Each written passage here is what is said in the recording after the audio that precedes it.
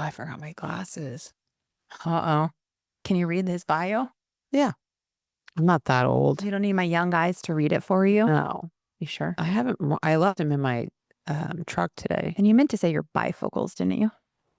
They're progressives.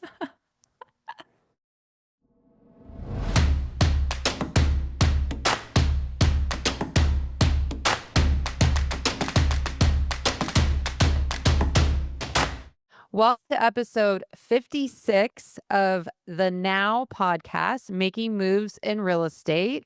Hey everyone, it's Michelle, aka The General, here along with my co-host, Courtney Twist. And today's guest is a true embodiment of resilience and entrepreneurship, Rocco Ayvazov. Hopefully, I said that correctly. The founder and president of Monocacy Builders came to the U.S. from communist Bulgaria, overcoming language barriers and skeptics to build a thriving career. So, starting in construction, Rocco took a leap into real estate, flipping his first home in Pennsylvania, turning a $38,000 investment into $253,000 success. Woo! But his entrepreneurial drive didn't started even earlier. At just 11, he turned a foosball table into a profitable business. Now, a devoted husband and father, Rocco's success is built on calculated risks, strong leadership, and perseverance. His journey is proof that the American dream is real for those willing to chase it. So, welcome, Rocco. Yeah, Thank you, welcome. thank you, thank you, thank you. I mean, you say it very well, so I couldn't say better myself. Did I do okay? You did it great. You did it great. So thank you guys for having me. Oh, yeah, we're thrilled. I know Michelle always kills it with the intros. Not always. But notice I didn't say your first name. You're fine. That's okay. Yeah, I just went straight to Rocco. So, yeah. anyhow, you're joining us from Pennsylvania, correct? Bethlehem, Pennsylvania. Yes. And I did not include the incredible part of your journey on like when you came here in 2006. What were you doing exactly? So, I mean, as you guys can, pick up quick. English is my second language. So, came from Bulgaria, 2006. I was 21 years old, and my first job in America, actually, I was sewing American flags. I was sitting in the sewing machine and was sewing American flags. So, uh, unfortunately, China was doing for less money, so they took the business over. And the guy that I was working for, Jack, he was forced to shut the doors. But that's where my journey started. And I understand you later went on to purchase that building. Yeah, fast forward, I think it was 10 years later, I went back and I was able to purchase the building from the bank. He lost the business. And now we converted it to 12 apartments. And, above the door, we have the American flag. And we bring the original name, Mary Fashion, and that's what called Mary Fashion Apartments. It came out real nice. It's real nice property, but the biggest thing is, I mean, how many people can say they did that? Right. Going to a different country without knowing it, and never think about it or dream to do such a thing. So that was what I call it. That's my American dream. That it's living it. Yeah, quite So, literally. yeah, some people say the American dream doesn't exist, so you're probably lazy. Right? I love that. Not probably, like Yeah, 100%. yeah. Let's facts are facts, Rocco. Like what you've built is so impressive. Obviously, a large part of our listeners are real estate agents. Share with our listeners, like, what did you do and how to do it? I mean, come on, let's be real. Look at your portfolio. It's crazy. So, yeah, I mean, when I first came to the country, obviously I was working low-paying jobs where I can find. I was making $5-6 an hour, so I was working 106, 108 hours a week for over a year. Uh, and then I was able to to get into construction, I was working for a guy that he teach me in the trade, working doing framing. And my first flip, the one you mentioned, was in 2013. So that's kind of where my real estate journey started. Uh, I went to one of those seminars. I believe at the time was Fortune Brothers or Fortune Builders. I think they were from LA, from California side, Mhm. and they were gonna teach you everything and show you the ropes and all that stuff, and they will charge you 35,000. I, Woo! I couldn't pay that, So, and then I find out flip, and when I purchase it for exactly 35,000, that's what cost me. So I say, if I learn it, I'm going in. At least I'll learn something out of it, and that's how I started. So Wow. I make some money in that property. In the next three flips, I lost money. Mhm. Uh, and that was more lack of knowledge, experience, and didn't know how to source deals and all that kind of stuff. So we start from single families. In one point, I was the biggest buyer at Action.com. They're not that big anymore. So there was a point that I was buying one or two properties a day. Sometimes it was buying a bulk, like 50 properties at a time. So I mean, flipping, it's a business. When you start flipping it, the cash running out. So that's kind of a little bit slowly pivot, to bigger multi-unit projects. The redevelopment project. So was never afraid to take that chance, Mhm. to check to take that risk. So we start, when the opportunities I came across. I believe my first redevelopment project was 15 apartments. It was an old rooming housing. We converted that to 15 apartments, and little by little, we get more heavily in redevelopment, new construction, new build single families, big multi units, 200 plus units. The one we just finished was right in downtown. It's a whole redevelopment project for the city. So, but yeah, it was. I guess I was never afraid to take that chance. And you were saying you have a lot of realtors listening. I went and took all the classes for a realtor, but I never get my license. Oh, Because to be a realtor and what the things that I'm doing, I knew I'm gonna get in trouble too fast. So that's why I never took my license. you're the second person to say that in 2 days that I've had a conversation with Yeah. that does all the investing side. I mean, the way I can go and negotiate with people, you guys have laws to follow and all the, ethics. To me, I'm a free agent myself, so I can negotiate it. I mean, one time, we were looking at a property, and I believe there were, I don't know, 10 or 15 developers the same time they was looking the building. So I was the first one, ran up, saw the property, and went down. The owner was there. We shake hands, and everybody was pissed. If I'm an agent, I'll get in trouble. Yeah.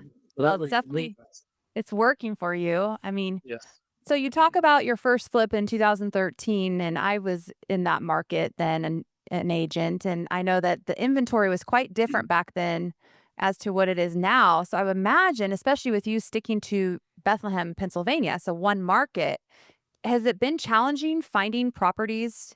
I imagine to flip, but I don't know if it's easier now that you get into more of the redevelopment. Is that what brought you into new housing or looking at different ways of investing? It is and it isn't. I mean, over years we did over $1 billion in real estate. We did over 1,000 transactions, and that's all in that smaller market. Mhm. uh, but choose to stay in this market. I was able to learn so much more about different different opportunities in the real estate, because you were saying redevelopment, new construction. I feel like if I move back in the day somewhere else, I'll Mhm. probably stick to the single families and all that stuff. But choose to stay here, I was able to,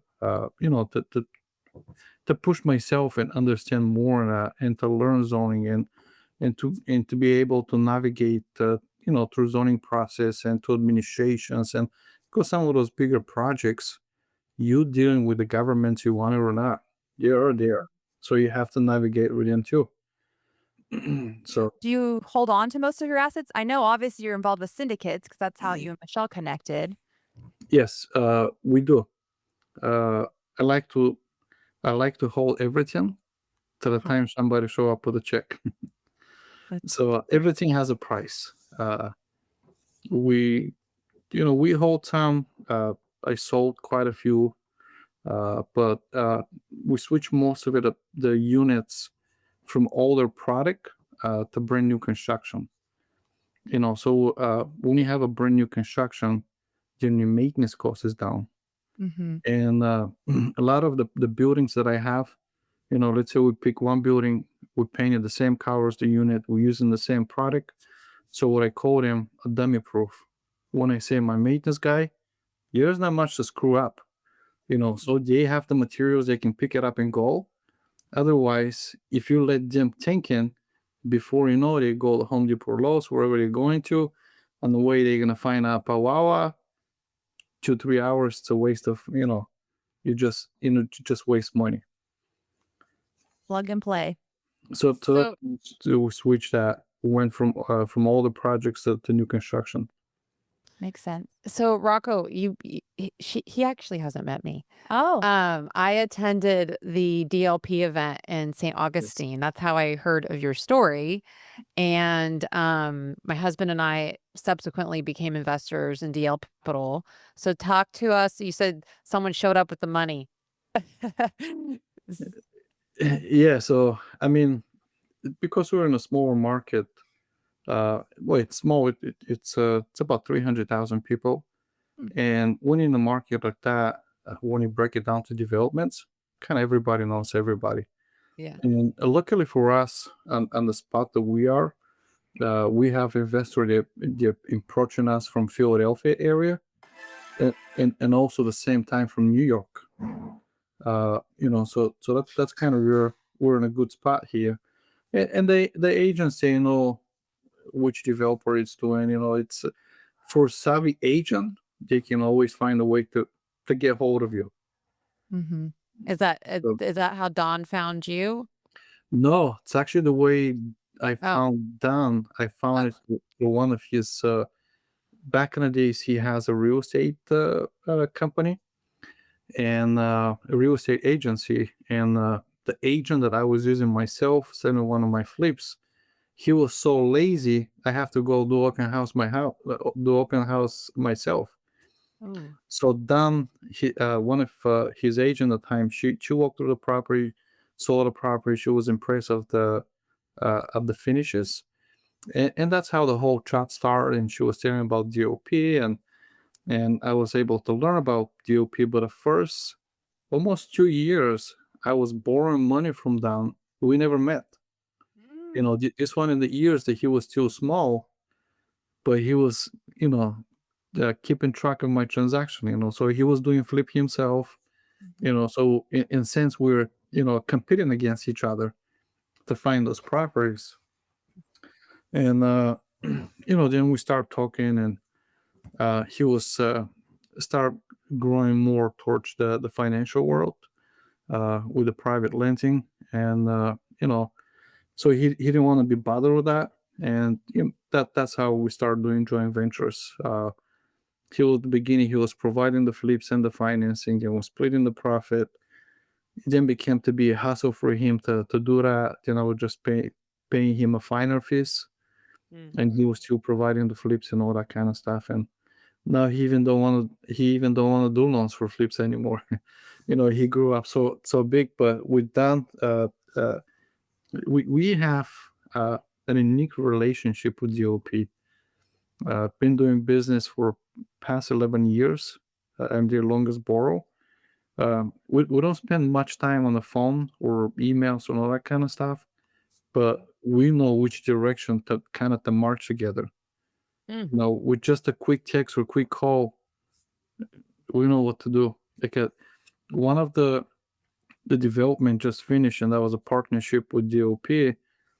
It was a redevelopment project in downtown Bethlehem. It is the biggest redevelopment project in the city history, money wise. 205 apartments and 2 retails. Wow.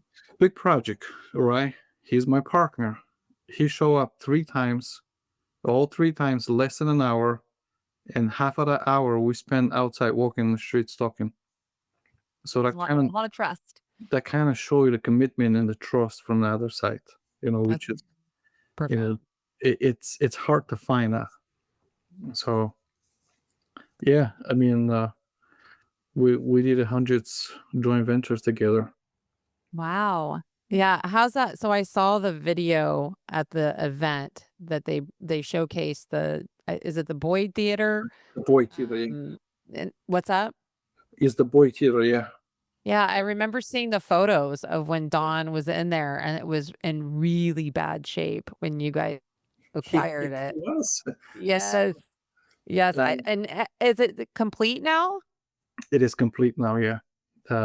It's a movie theater, so when he showed up and was looking the building, actually where the screen, it was a single screen, and I took him up so you can see that the room where they were shooting the videos was sitting up higher, and he find a staircase and went and ran above the dome. And I was, what are you doing there? See, we don't know how safe it is to get out of there. I remember the photos. It was like it was almost like it was like everything was still in there. Yeah. Like everything. It was like somebody just was there like a nightclub too, or was it just what looked like it? It was just like There was food. there was a nightclub, yeah. Yep. We have some memories. Yeah, actually, I get thrown up out of that nightclub one time. Uh-oh. Oh, yeah, that's right. That's right. I forgot about that. That was like Dawn used to go there, right? Yep. Yeah. Yes, I forgot about that. Fun. Yeah. Yeah. That was a kind of place for younger people to go and get drunk and all that kind of stuff. Wow. And now there are over 200 apartments in Now that they're over building. 200, yep, over 200 apartment. But the part was that section of the city for 40 years, nobody can help, nobody can figure out how to help, to grow the businesses and increase the foot traffic to that area so it can support the businesses. And the investment that we did it uh, after the building now it's complete. They have 7 new businesses open up in the area. We bring in 400 more people in there. So it's slowly but growing up, and everybody's excited. So Right. that's a perfect example project that was the location where the property is sitting. It's in the most favorable zoning district. So in essence, approved by right, Mhm. but you still have to navigate with the city. You still have to deal with administration, Yep. even if it's That's approved by right. That's what I was going to ask you because I thought the zoning of a movie theater is different than residential use.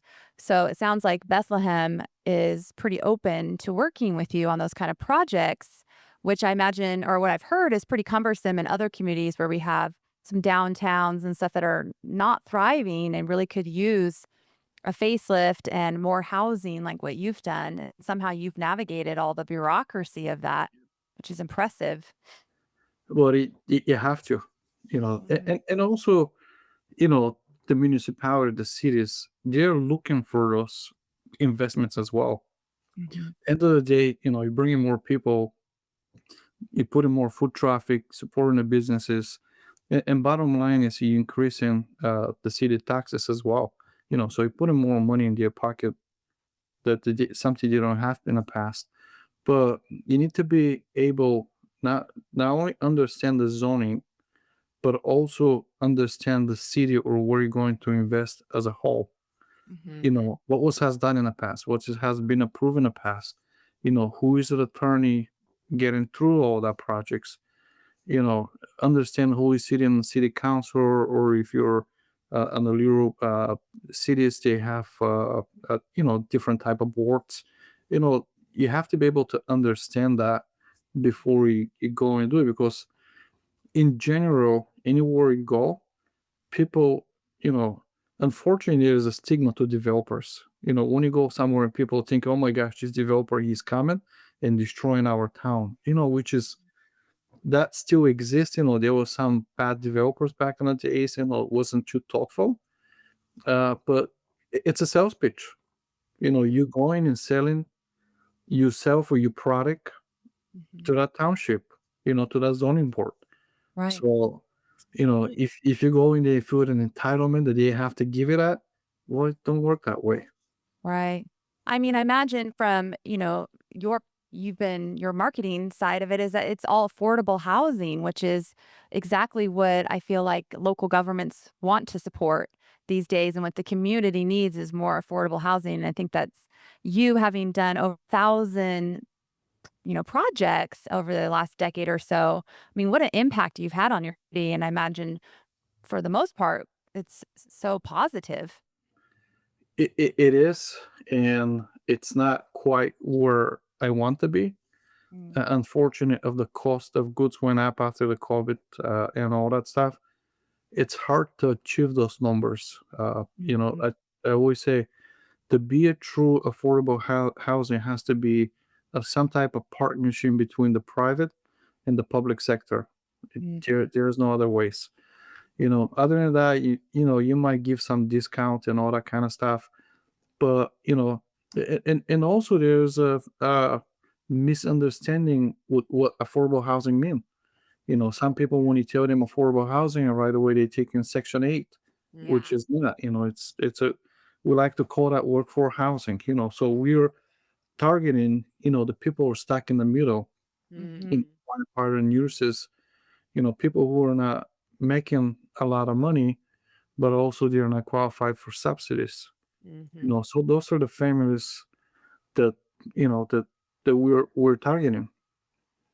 So are you primarily focused in multifamily housing developments in Pennsylvania, or are you partnering with DLP in other states? Because I know obviously they're in multiple states throughout the country Yes. and bleeding out here to the West Yeah. Coast.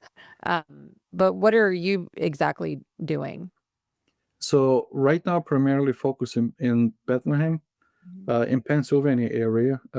I've been looking for the past few years outside, uh, but the way I invest, I'm a little different. I would say than everybody else. When we do projects like this, I want to be there. Because I want to see it. I want to meet with the neighbors. So I feel like if I have another project, different state, you'll take some time off of me. Mm-hmm. And usually it does that, and that's when the thing's going south. If I don't know if it's for my benefit or lack of benefit, because I have a heavy construction experience. Mm-hmm. So it's not easy to foolish me when you get to the construction world, and when I see it, it's not right. Mm-hmm. So that's why I'm always at the job sites, and I'm always walking them and see them and try them. But I was looking multiple times, uh, properties down in Georgia, South North Carolina. Uh, Looking back now, I wish I bought them. That was 5, 6 years ago, when you can buy properties there for 13, 15, 20,000 a door. That don't exist anymore. Mm-hmm. Wow. So now they're 60, 80,000, even when they went up in that area as well. But I'm not in a different states, and I don't say no yet. When I find the right project, Mm-hmm. absolutely. Anything that make financial sense, you know, we'll look that up. You have such a incredible story of the American journey. I'm curious to know, and I'm kind of putting you on the spot here, but what would you say was like the biggest failure that you've had since you've been here, and how you flip that into a success? Because I know you have something out there that you can share with Many, our listeners. many failures. I will say my biggest failures that I have, that's it's more in a business, was uh I didn't know how to run a business. When I Mhm. came here, I knew how to work. I was a worker. But to run a business, you need different skills. And unfortunately, I didn't have them. I didn't have the privilege to go to college. I didn't have somebody to call and try to figure out or to guide. So I spent millions. Well, beside the millions, I put a lot of stress on myself to figure those things out. To know how to run a business, to understand financing, know how to source property, to uh, doing it to be in HR, and you have to you have to know all those accounting. I don't like accounting, but I have to learn it. I hate it. I don't like it, but you need to know that. You need to understand how the banks they're working on the back end. If you're looking to refinance property, so you need to have all that data, all that knowledge in front of you. So I paid dearly for that. And the way I was able to learn it, it was through down different, went to different groups, and majority of those group was outside of state. Uh, some of them was in California, down wherever he was going. To do better, you have to push yourself. Mhm. So but it was a lot of failure. And another big failure that I have, when I came to the country, is 21 years old. And I came without papers here, so I have to go through that process myself. Mm. So first 2 months I spent in jail. That's one of the things that the Trump, some people like it, some don't, and I disagree with a lot of his things. He likes illegal immigration, so he need to know those people. So when I came, that's what I did. I wanted to turn myself to the feds, and I was in jail. Mm. By the time they find who I am, where I'm going, blah blah blah, and all that stuff. But if I have to go back and do that over again, probably not gonna do that again. But was in that age, Mhm. so. Mhm. But it was a lot of mistake that I make, over the years, and a lot of those was business mistakes. And you So never gave up. So, what a I have remarkable story of many, resilience. many times I was on edge to fault, but always stick with a 20-mile march. You going in, day in and day out. Sooner or later, when you keep pushing it, sooner or later something will change. Mhm. You just have to do it. You know. So it can when you have a team, you can't blame your team for something they didn't do it. You have to blame yourself. It's easy to point a finger, but you have to remember, when you point a finger towards your team, the same time you have three fingers pointing back right to you. Yeah. We call So that extreme when ownership. you do that, you have the three fingers are going right back to you. So something didn't provide it to him to do their job, to be there. So could be lack of experience, the owner itself, but you have to find that. Mhm. Good So advice. lot of failures. Actually, it's funny we bring that. I believe it was one of the beginning the meetings that back in the days I used to go. There was a group called Collective Genius. A lot of flippers in there, and so my very first meeting, and everybody was talking about this guy lose that much, and that guy lose on this deal, and I was thinking to myself, wow, I'm doing great. I never lose a dime. Damn, I was so wrong. Yeah, Now you know. now I know. Now Well, I I know. want to just thank you for joining us today, Rocco, and what an impact you and Don are having on communities across the country. I think it's amazing, and precisely why we decided to invest in DLP. We would like to get Don on this podcast. I've asked, but I have not gotten a yes or a no. I just need to keep at it. But he seems like a remarkable person, just like yourself. So thank you for joining us today, Rocco. Yeah, we really appreciate it. And I think there's so many people in our industry that will resonate with what you've had to Yeah, say, especially with your failures and the resiliency of getting through it Well, and working hard. and Like, working come on. hard. I think with having, Seriously. a few years of an easy market can make for some really lazy realtors. Dude, yes, making flags at $5 an hour. To settling to having over $1 billion I mean, sales in come real on. estate. If you're listening to this and you're going, wah, wah, wah, Suck it up. Don't here. Suck it Suck up. it up, Don't want America. here. Yeah. I always say, if I can come and this great country and do it, I don't want to hear. Right? Go get it done. Jesus, it's easy.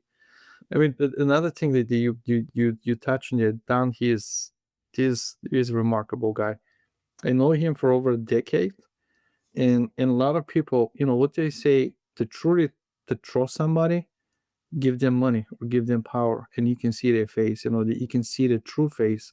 That guy, he never changed. He's still the same guy. As I met with him when he was, I think at the time he was small, probably less than $100 million in his portfolio, something like that. But yeah, he's a phenomenal guy. And just for record, you guys are my very very first podcast. I What? Oh, Rocco, and you Yay. killed it. You did Great. I denied so many in the past. I would just never that guy to go in front of the camera. If it wasn't that big project that we have down, I didn't have a website in the past. Wow. I Yeah. just didn't need one. Was one of those guys, go do your business and Yeah. just lay low.